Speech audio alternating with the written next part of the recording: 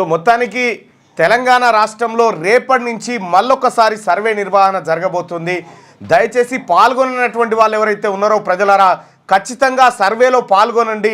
స్థానికంగా ఉన్నటువంటి ఎంపీడీఓ ఆఫీస్లో కానీ లేదంటే టోల్ ఫ్రీ నెంబర్ వచ్చిందా? టోల్ ఫ్రీ నెంబర్ రాలేదు ఇంకా. టోల్ ఫ్రీ నెంబర్ ఇవాళ వస్తుండొచ్చు బహుశా. ఆ టోల్ ఫ్రీ నెంబర్కైనా కాల్ చేయండి. లేదు అనంటే ఆన్లైన్లో కూడా మీరు కులగణనలో పాల్గొనేటువంటి అవకాశం ఉంది. వీటన్నిటిని సద్వినియోగం చేసుకోండి. దయచేసి కులగణనలో పాల్గొన్నటువంటి కులగణనలో పాల్గొన్నటువంటి వాళ్ళు ఎవరైతే ఉన్నారో అందరూ కూడా పాల్గొనాల్సిందిగా మీ అందరినీ పదే పదే రిక్వెస్ట్ చేసి చెప్తా ఉన్నా. ఎందుకంటే ముఖ్యంగా మరి ముఖ్యంగా బీసీ ప్రజలారా ఇది అత్యంత కీలకమైనటువంటి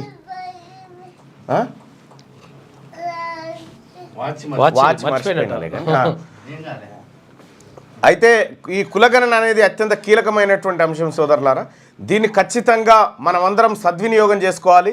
ఇక అలాగే రాష్ట్ర ప్రభుత్వానికి కూడా చెప్తా ఉన్నా, ఇక శశబీషలు లేకపోతే ఇక పెద్ద పెద్ద డైలాగులు ఏమొద్దులే కానీ పొరపాటు జరిగిన మాట వాస్తవం, జరిగిందనేది స్పష్టంగా అర్థమైపోయింది, అందరికీ తెలుసు.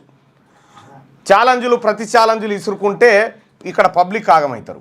సో కాబట్టి ఏమైనా పొరపాటు జరిగితే ఖుద్దు ముఖ్యమంత్రి గారే నిన్న చెప్పిండు ఏమని, ఈ మిగతా జనాభాని కనుక లెక్కిస్తే బీసీల జనాభా, ఎస్సీల జనాభా, మైనారిటీల జనాభా పెరిగే అవకాశం ఉంది అనేటువంటి మాట చెప్పినారు.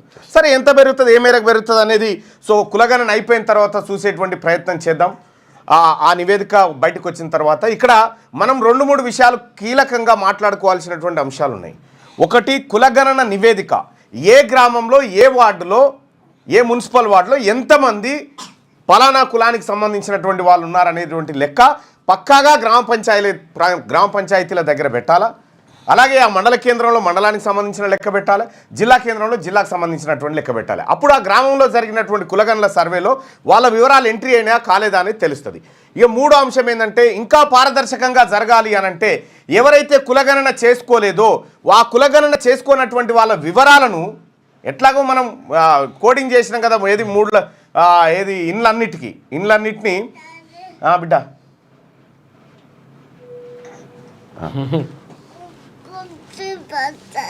కూర్చి పడుతుందా? అయితే ఈ కులగణన ఎవరైతే చేసుకోలేదో, ఈ కులగణన చేసుకోనటువంటి వ్యక్తులు ఎవరైతే ఉన్నారో ఖచ్చితంగా వీళ్ళ జాబితాను ఆన్లైన్లో పెడితే అదో రకమైనటువంటి అంశం ముందుకు పోతుంది. ఇక అలాగే బీఆర్ఎస్ పార్టీ నాయకులు కులగణనను విస్మరించిన మాట సత్యం. అది ముఖ్యమంత్రి గారు చెప్పింది 100% సత్యం.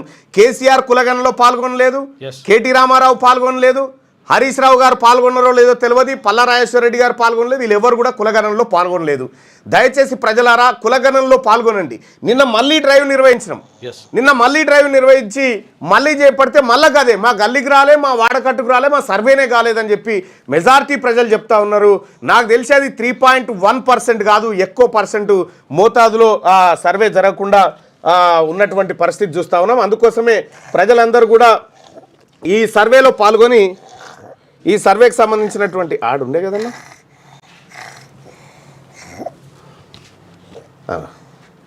ఇదే కదా, అది మొన్నటిది.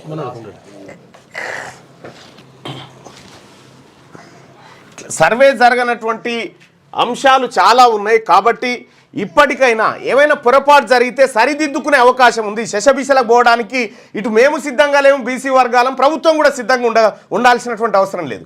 మాకు కావాల్సినటువంటి మీరు చెప్పినటువంటి దాంట్లో 42% రిజర్వేషన్ ఇచ్చిన తర్వాతనే, చట్టబద్ధం చేసిన తర్వాతనే ఎన్నికలకు పోతాం అనేటువంటి మాట గొప్ప మాట. ఆ మాట కట్టుబడినందుకు అప్రిషియేట్ చేయాలి ఈ రాష్ట్ర ప్రభుత్వానికి కృతజ్ఞతలు. కానీ సరే బీసీ ప్రజలారా ఇంకొకటి ఏంటంటే మనం ఈ కులగణన ఎట్లా చేసుకోవాలి, ఎప్పుడు చేసుకోవాలి, ఎప్పుడు మన లెక్కలు మనం లెక్క పెట్టుకోవాలనేటువంటి ఇది ఆ టైం వచ్చినప్పుడు చూద్దాం. కానీ ఇప్పుడు మాత్రం 42% రిజర్వేషన్ అమలు కోసం ఆయా రాజకీయ పార్టీల మీద ఒత్తిడి తీసుకురావాల్సినటువంటి అవసరాన్ని తక్షణ అవసరంగా గుర్తిస్తూ ఉన్నాం.